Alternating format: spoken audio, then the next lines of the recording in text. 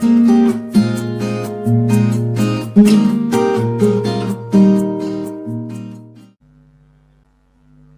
alaikum everyone, and how are you? Yes, sir. We are fine. How are you, sir? আলহামদুলিল্লাহ sir, আপনি কেমন আছেন?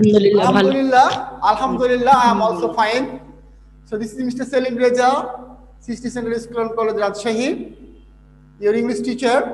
Again, welcome to my online live class. There is student of class 9.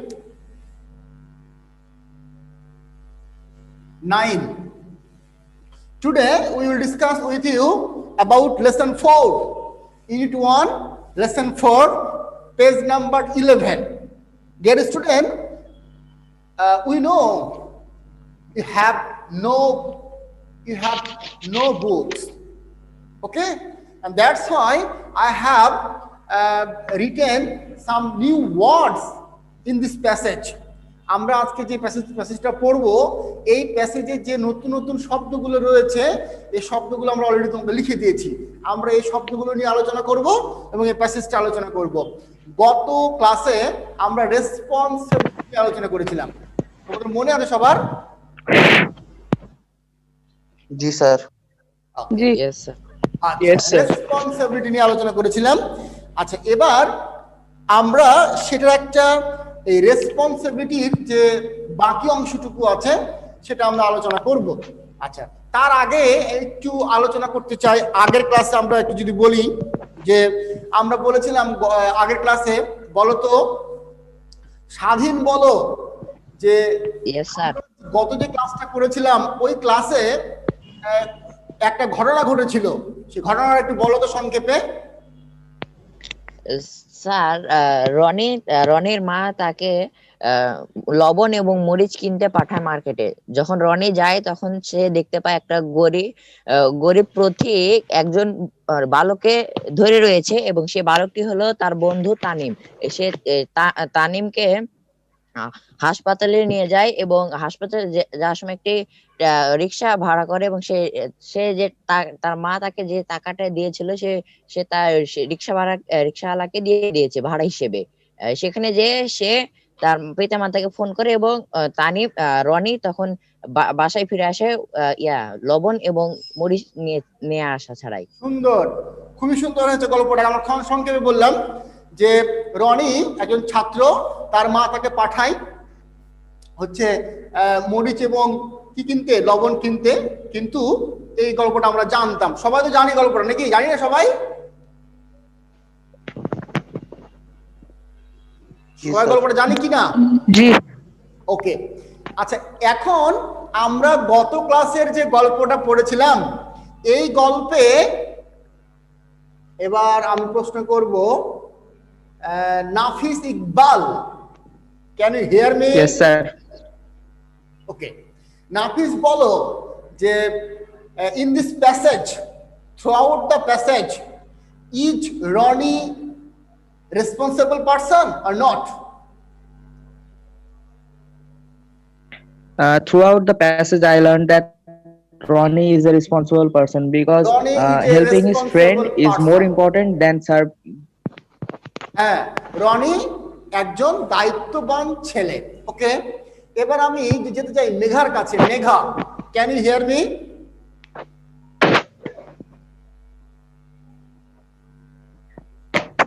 Megha শুনতে পাচ্ছ? আচ্ছা, মেঘার সমস্যা হতে পারে। ওকে, এরপরে আমি যাব Farzana, can you hear me? Farzana শুনতে পাচ্ছ? স্যার, আমি আগের ক্লাসটা করি নাই। আগের ক্লাসটা করো নাই? এটা তো খুব খারাপ কথা। না স্যার, আজকে আমার ক্লাস যদি কেউ না করে থাকেন তাহলে আপনারা অবশ্যই ক্লাসটা দেখে নেবেন। ক্লাসটা কিন্তু পরে আবার ডাউনলোড করা হয়। Lamia, can you hear me? আমিও করি নাই আগের ক্লাসে। লামিয়া শুনতে পাচ্ছ? জি স্যার। আচ্ছা, লামিয়া বলো যে why should we say that Ronnie is the responsible person? কেন আমাদের বলা উচিত রনি একজন দায়িত্ববান ছেলে? কেন?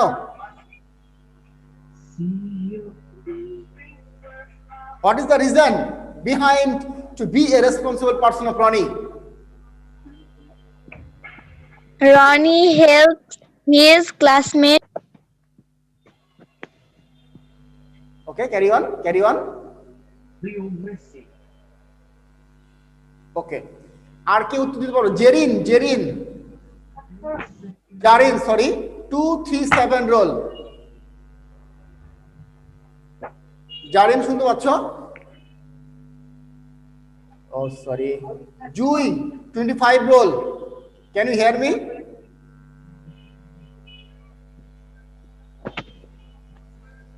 Sorry, dear. Yes, sir. হ্যাঁ হ্যাঁ, কে? জুই, জুই। জি স্যার।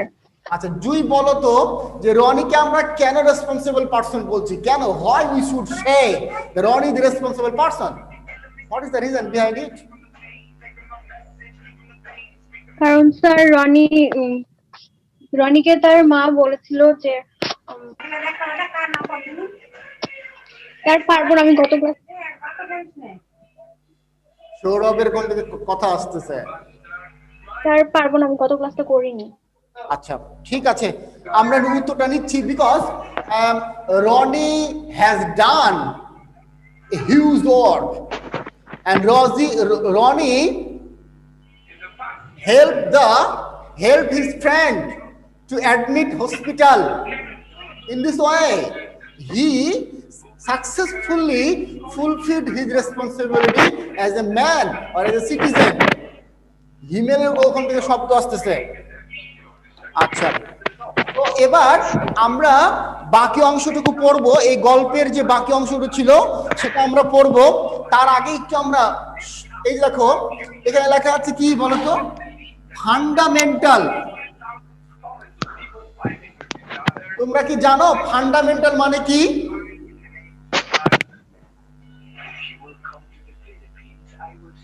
না স্যার। ফান্ডামেন্টাল মানে হচ্ছে মৌলিক বা বেসিক বলতে পারি আমরা, বেসিক, বেসিক। তাহলে ফান্ডামেন্টাল মানে হচ্ছে মৌলিক বা প্রধান। তাহলে আমরা বললাম কি ফান্ডামেন্টাল মানে কি? বলো, হিমেল বলো তো ফান্ডামেন্টাল মানে কি? মৌলিক। মৌলিক বা প্রধান। We have 5 fundamental rights. আমাদের 5টা অধিকার, মৌলিক অধিকার রয়েছে। খাদ্য, বস্ত্র, বাসস্থান, শিক্ষা, চিকিৎসা। Those are fundamental rights as a citizen of Bangladesh. আমরা বাংলাদেশের নাগরিক হিসেবে আমাদের 5টা বেসিক অধিকার রয়েছে। তাহলে আমরা প্রথমটা বললাম ফান্ডামেন্টাল মানে হচ্ছে মৌলিক, আর ফান্ডামেন্টালের সিনোনিম হচ্ছে বেসিক। ওকে, এবার আমি একটা সুন্দর একটা জিনিস লিখেছি এখানে, দেখো লেখা আছে ইটস এবং আবার ইটস। এই ইটের পরে অ্যাপোস্ট্রফি দেওয়া এস লেখা আছে, আর এই ইটের পরে অ্যাপোস্ট্রফি দেওয়া নাই কিন্তু এস লেখা আছে। এখন আমাকে একজন বলবা যে এটার মধ্যে পার্থক্যটা কি? কে বলবে? একটা হলো ইট ইজ, হ্যাঁ রায়হান শুনতে পাচ্ছি। একটা হলো ইট ইজ, ইট ইজ, ওকে, একটা হলো ইট ইজ, আরেকটা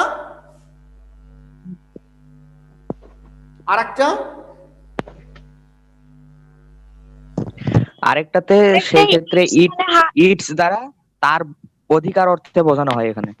নাফিস ইকবাল আর একটু ক্লিয়ার করে বলো। স্যার, যেটা শুধু ইটস আছে অ্যাপোস্ট্রফি নাই, সেইখানে ইটস দ্বারা কোনো বস্তুর উপরে তার অধিকারটাকে বোঝানো হয়। ওকে, আর এই যে এটা এই ইটস, এই ইটস স্যার ওটা ইট ইজ হিসাবে ব্যবহৃত হয়। ইট ইজ বোঝানো হয়।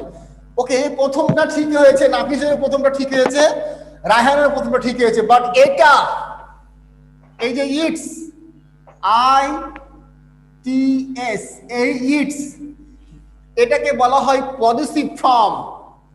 আমরা যখন সিম্পল কমপ্লেক্স কম্পাউন্ড করব তখন এটাকে বলা, তখন আমরা এটা বুঝতে পারবো। আমরা স্কুল শুরু হলে আমি তোমাদের সেকেন্ড পেপারটা নিব ইনশাআল্লাহ। স্কুল শুরু হলে ক্লাস যখন তোমরা করতে আসবা করবা, তখন আমরা সেকেন্ড পেপার, আমি তোমাদের সেকেন্ড পেপারটা পড়াবো, not first paper. And I am, sir এই বছর স্কুল খুলবে? আরেকবার বলতে হবে, বাচ্চাটা বোঝা যাচ্ছে না। বললাম যে স্যার স্কুল কবে খুলবে? এই বছরে কি খুলবে? আর ডেফিনেটলি স্কুল এবছরে খুলবে। ফেব্রুয়ারি মাস থেকে যেটা শোনা যাচ্ছে, আমরা যেটা শুনতে পাচ্ছি সেটা হলো যে ফেব্রুয়ারি মাস থেকে স্বল্প পরিসরে শুরু হবে এবং মার্চ এপ্রিলের মধ্যে পুরো দমে স্কুল খুলে যাবে ইনশাআল্লাহ। আমরা সবাই চাই স্কুল খুলে যাক। জি স্যার। তো আমি যেটা বলতেছিলাম যে আমরা একটা সাবজেক্টকে 4টা ভাগে ভাগ করতে পারি। কয়ভাবে ভাগ করতে পারি? 4 ভাগে। একটা সাবজেক্টকে 4টা ভাগে ভাগ করা যায়। কয়টা ভাগে ভাগ করা যায়? 4টা। 4টা। প্রথমটাকে বলা হচ্ছে সাবজেক্ট। তারপরটাকে বলা হয় অবজেক্ট। তারপরটাকে বলা হয় পজিটিভ, POSSIVE, পজিটিভ। তারপরটাকে বলা হয়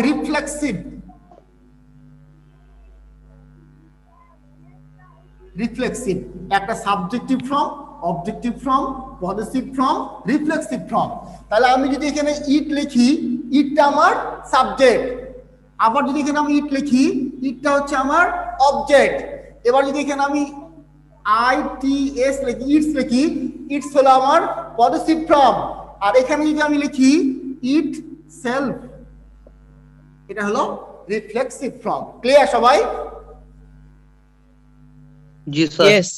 একইভাবে Yes, sir. যদি বলি I, me, myself, we, us, ourself. We হচ্ছে সাবজেক্ট, আস হলো অবজেক্ট, আওয়ার হচ্ছে positive form, ourselves reflexive form, they, them, their, themself. আমরা যখন ভয়েস করব তখন যদিও আমরা এইটা করে এসেছি ভয়েস, আমরা যখন ভয়েস করব তখন আমাদের অবজেক্ট কাজে লাগবে। আমরা যখন সিম্পল, কমপ্লেক্স, কম্পাউন্ড করব তখন আমাদের কাজে লাগবে positive form. Clear?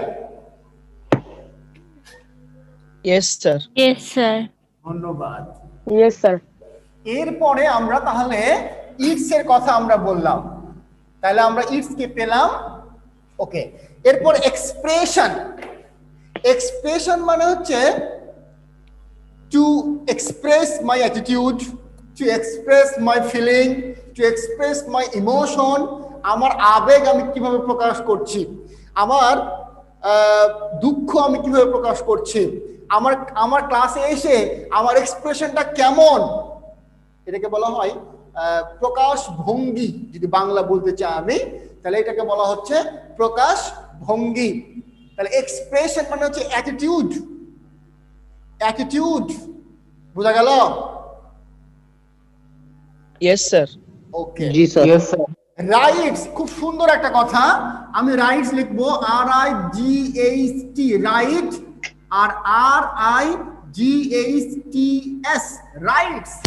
What are the contrast? Right মানে ঠিক আর রাইটস মানে অধিকার। ডেফিনেটলি সুন্দর হয়েছে, খুবই সুন্দর হয়েছে। রাইট মানে সঠিক আর রাইটস মানে হচ্ছে অধিকার। এরকম ইংরেজিতে অসংখ্য ওয়ার্ড রয়েছে যে ওয়ার্ডগুলো একটা এস চেঞ্জ করে দেয়। যেমন যদি বলি গুড, আর একটা যদি বলি গুডস, পার্থক্য কি বলো? গুড গুড মানে মানে ভালো আর গুডস মানে হচ্ছে মালপত্র। মালপত্র। অর্ণব বলো Yes, গুডস sir. মানে কি? স্যার গুডস মানে হচ্ছে মালপত্র স্যার। মালপত্র, প্রোডাক্ট যেটাকে বলি আমরা প্রোডাক্ট। তাহলে আমরা বলছি গুড মানে হচ্ছে ভালো আর গুডস মানে হচ্ছে প্রোডাক্ট। ওকে, সুন্দর। এরপরে দেখো ডিসচার্জ কথাটার অর্থ হচ্ছে পালন করা, ভার মুক্ত হওয়া, মুক্তি লাভ করা, ডিসচার্জ করা। অর্থাৎ আমি একজনকে ডিসচার্জ করলাম। নরমালি করো, নরমালি যথেষ্ট তোমাদের। ইমেল কথা বলতে কেন? Why are you talking in my class? How dare you? Headphone এখানে একটু আমার সাথে এক কানা না, ওই জন্য তো সমস্যা। আমি কিন্তু ক্লাস থেকে বের করে দেবো। Himel, listen to Sorry, what sir. I say.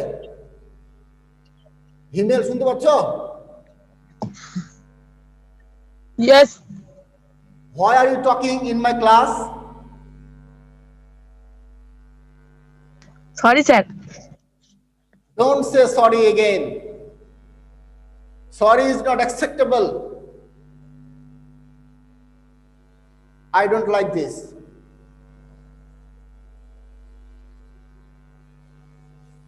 আমরা ডিসচার্জের কথা বলছিলাম।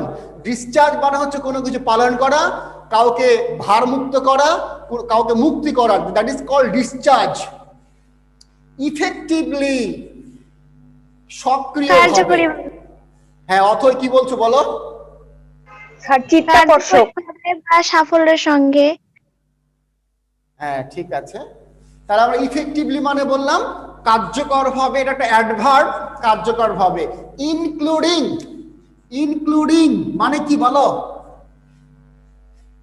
স্যার ইনক্লুড করা, যোগ করা, অন্তর্ভুক্ত করা, অন্তর্ভুক্ত করা।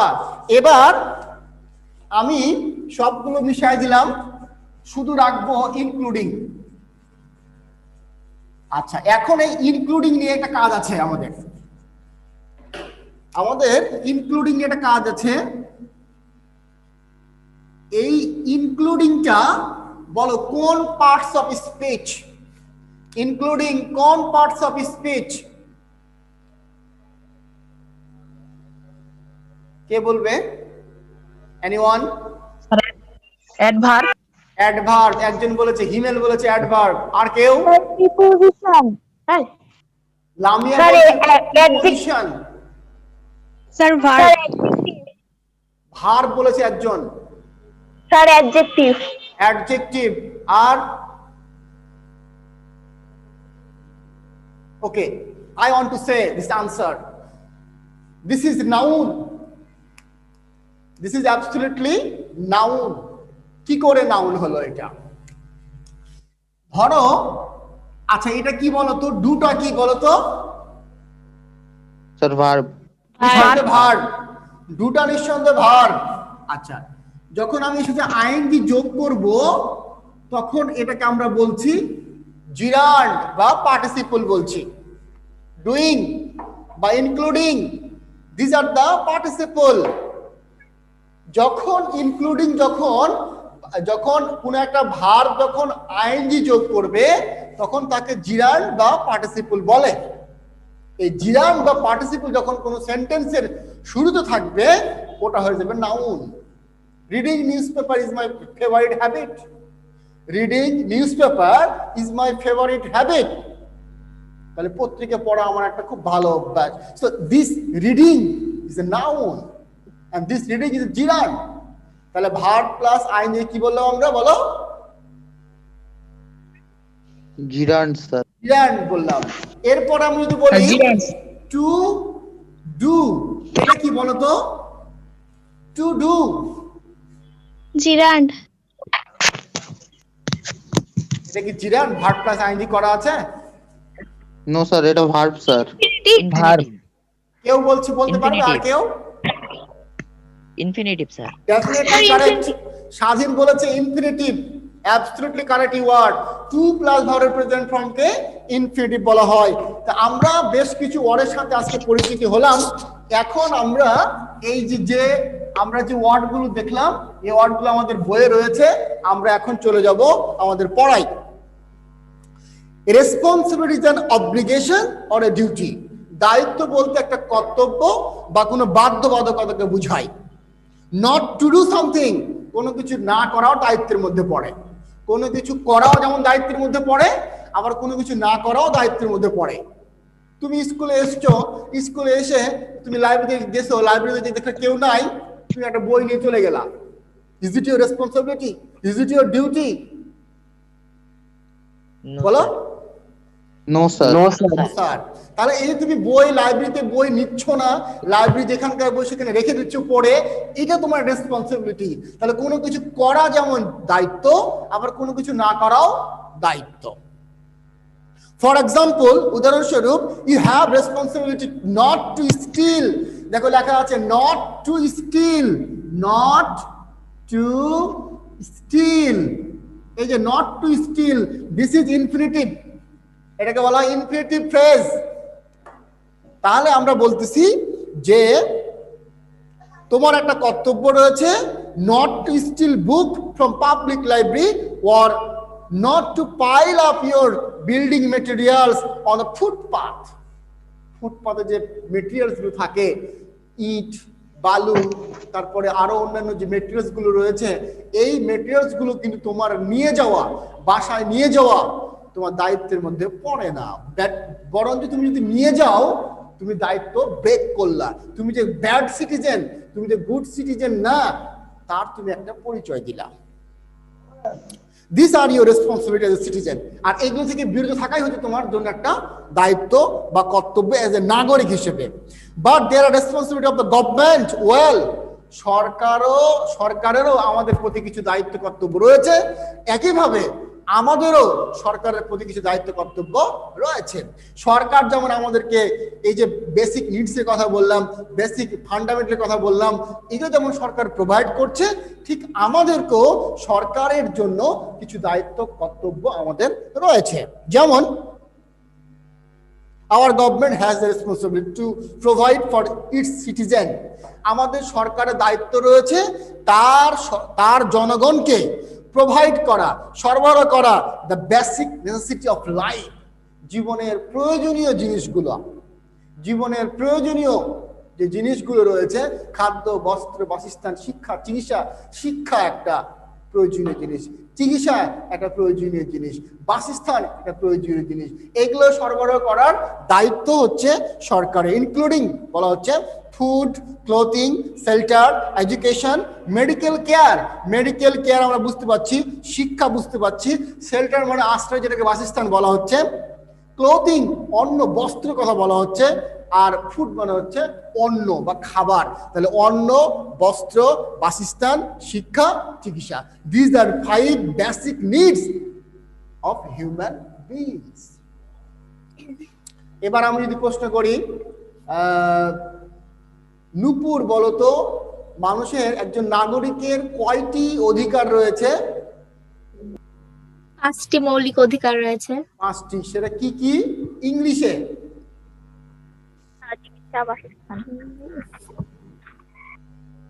ইংলিশে you should say in English. আমি তোমাকে হেল্প করছি। প্রথমটা food. Can I say, sir? Farzana বলতে যাচ্ছ? Yes, sir. আমি Okay, কি you বলতে can say. পারি? হ্যাঁ, you can say Food, food, then হচ্ছে হোম। স্যার, বাসস্থানকে তো হোমকে আমরা শেল্টার বলবো। ও আচ্ছা, এডুকেশন, এই হ্যাঁ এডুকেশন, তারপরে হচ্ছে বস্ত্র, কি যেন বলে, আমি বলি food, shelter, clothing, medical care, education. আবার বলছি food, shelter, medical care, education, clothing. Food, লাস্টেরটা কি বললেন? আবার বলি, ভালো করে মন দিয়ে শুনো। প্রথমটা হচ্ছে ফুড, তার মানে অন্ন। হ্যাঁ। তারপর হচ্ছে ক্লোথিং মানে বস্ত্র, তারপর শেল্টার মানে বাসস্থান, তারপর এডুকেশন শিক্ষা, মেডিকেল কেয়ার চিকিৎসা। চলো, এরপরে বলা হচ্ছে the government also has the responsibility, সরকারের আরো কিছু দায়িত্ব রয়েছে, টু প্রোটেক্ট, এই দেখো টু প্রোটেক্ট বলা হচ্ছে, to protect, infinitive. To protect মানে কি? রক্ষা করা। টু প্রোটেক্ট, রক্ষা করা। কি রক্ষা করবে? The fundamental rights of its citizen, ওই দেশের নাগরিকের যতগুলো মৌলিক অধিকার রয়েছে সেই মৌলিক অধিকারগুলো রক্ষা করা সরকারের দায়িত্ব, হুইচ ইনক্লুডিং, যার সাথে সম্পর্কিত রয়েছে ফ্রিডম অফ স্পিচ। খুব ভালো একটা কথা, freedom of speech, freedom of speech. এটা মানে কি, কে বলতে পারো? ফ্রিডম অফ স্পিচ, কথা বলার স্বাধীনতা। কথা বলার স্বাধীনতা। ইয়েস, তার মানে বাক স্বাধীনতা যেটাকে বলা হয়, কথা বলার স্বাধীনতা। An expression, freedom of the press, freedom of the press. Press মানে কি? সংবাদপত্রের স্বাধীনতা। ফ্রিডম অফ প্রেস যেটাকে বলছি আমরা, সংবাদপত্রের স্বাধীনতা। তারপর বলছি freedom of religion, freedom of the religion, ধর্মের স্বাধীনতা। ফ্রিডম অফ রিলিজিয়ন, ধর্মের স্বাধীনতা। এরপরে বলা হচ্ছে equality of all before law, অর্থাৎ ইকুয়ালিটি মানে কি? সমান। সমতা, সবার জন্য সমতা। আইন সমান, সবার জন্য আইন সমান। এই অধিকারগুলো রক্ষা করার দায়িত্ব সরকারের। দ্য নলেজ, স্কিল, স্কিল মানে দক্ষতা, নলেজ মানে জ্ঞান, and attitude you have gained at home, তুমি বাড়িতে বসে যে জ্ঞান, যে দক্ষতা এবং যে অ্যাটিটিউড, যে প্রকাশভঙ্গি তুমি অর্জন করো, গেইন মানে হচ্ছে অর্জন করা, গেইন মানে হচ্ছে অর্জন করা, অ্যাচিভ যেটাকে বলছি আমরা, অর্জন করা। গেইন মানে হচ্ছে অর্জন করা বা অ্যাচিভ যেটা বলতেছি আমরা। At school, in the society, will help you to be aware of the responsibility to care them out of effectively. বলা হচ্ছে তুমি তোমার পরিবার থেকে, স্কুল থেকে এবং সমাজ থেকে যে শিক্ষা, যে জ্ঞান, যে দক্ষতা অর্জন করবে, সেটা তুমি, তোমার দায়িত্ব হচ্ছে অন্যদেরকে জানানো, অন্যদেরকে সচেতন করা এবং অন্যরা যাতে এটা করে সেটা যেন কার্যকরভাবে করে। রিমেম্বার, মনে রেখো, ডিসচার্জিং রেসপন্সিবিলিটি, দায়িত্ব পালন করা you will be good for you, সেটা তোমার জন্য ভালো, গুড ফর ইউর ফ্যামিলি, তোমার পরিবারের জন্য ভালো, and good for your society, এবং তোমার সমাজের জন্য ভালো, and country as a whole, এবং দেশের জন্য ভালো। ব্যাপারটা ক্লিয়ার সবাই? Yes, sir. জি স্যার। এবার আমি তোমাদের কিছু ওয়ার্ড দিব, যে ওয়ার্ডগুলোর সিনোনিম লিখবা, সিনোনিম বা সিমিলার শব্দ লিখবা। সিমিলার, এটা হচ্ছে সবাই লিখে নাও, এটা হচ্ছে মেইন ওয়ার্ড, একটা ঘর করো, একটা মেইন ওয়ার্ডের ঘর, আর এটা সিমিলার ওয়ার্ড। সিমিলার ওয়ার্ড অর্থাৎ সমার্থক শব্দ বা সিনোনিম যেটাকে বলি আমরা, সিনোনিম। একটা হচ্ছে অ্যান্টোনিম মানে বিপরীত শব্দ, আর একটা সমার্থক শব্দ। প্রথমটা হচ্ছে ফ্রিডম। ফ্রিডম, কেউ কথা বলবে না, তোমরা শুধু ফ্রিডম লেখো আর এই ঘরটা ফাঁকা রাখো।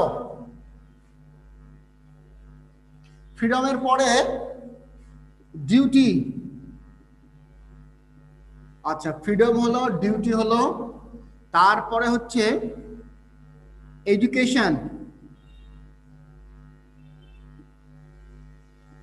এডুকেশন, তারপরে হচ্ছে স্কিল, তারপরে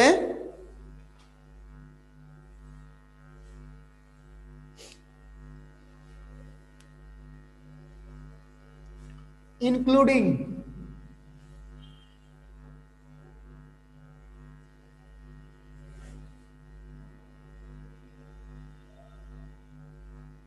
আচ্ছা ইনক্লুড দিলাম, ইনক্লুড 1 2 3 4 5, এই 5টা শব্দের সিমিলার শব্দ তোমরা এখানে লিখবা। কেমন? এটা একটা হোমওয়ার্ক। জি স্যার। 2 নম্বর হোমওয়ার্ক, এটা 1 নম্বর হোমওয়ার্ক। 2 নম্বর হোমওয়ার্ক হচ্ছে মেক আর এ লিস্ট। স্যার বুঝলাম না, আরেকবার বললে ভালো হতো। এটা হচ্ছে মেইন ওয়ার্ড, তুমি যে ওয়ার্ড বলছো এটা হচ্ছে মেইন ওয়ার্ড। এই ফ্রিডম ওয়ার্ডটার একটা সমর্থক শব্দ লিখবে ইংলিশে। ফ্রিডমের সমর্থক শব্দ একটা সিমিলার ওয়ার্ড লিখবা, ইংলিশে লিখবা। তুমি যখন হোমওয়ার্কটা করবা তখন সুন্দর করে এখানে লিখবা main word, similar word, freedom আর এটা এখানে লিখবা, ডিউটির সমর্থক শব্দ লিখবা, এডুকেশনের সমর্থক শব্দ লিখবা। Clear? G sir. Okay. Yes, sir. Yes, sir. Make a list. Yes, sir. Make a list of responsibility. Of responsibility. Make a list. Make a list of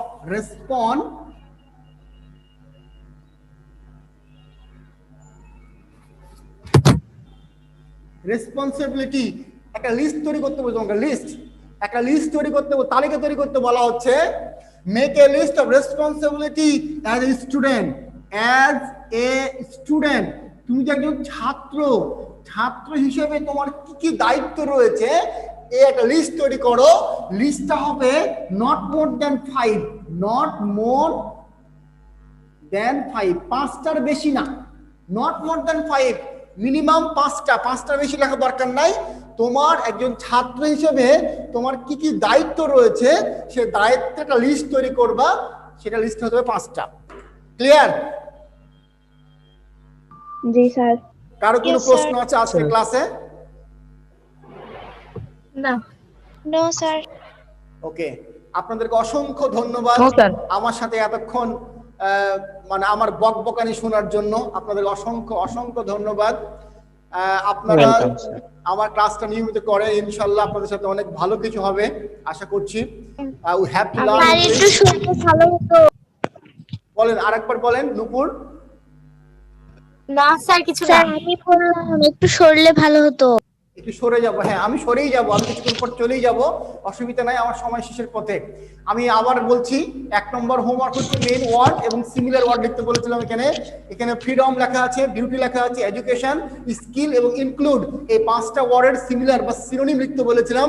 2 নম্বর হোমওয়ার্ক হচ্ছে make a list of responsibility, আপনার দায়িত্ব কি as a student, একজন ছাত্র হিসেবে আপনার কি কি দায়িত্ব রয়েছে তার একটা 5টা লিস্ট তৈরি করবেন। সবাইকে শুভেচ্ছা, আসসালামু আলাইকুম, ভালো থাকবেন সবাই। আসসালামু আলাইকুম। আসসালামু আলাইকুম স্যার। আসসালামু আলাইকুম স্যার।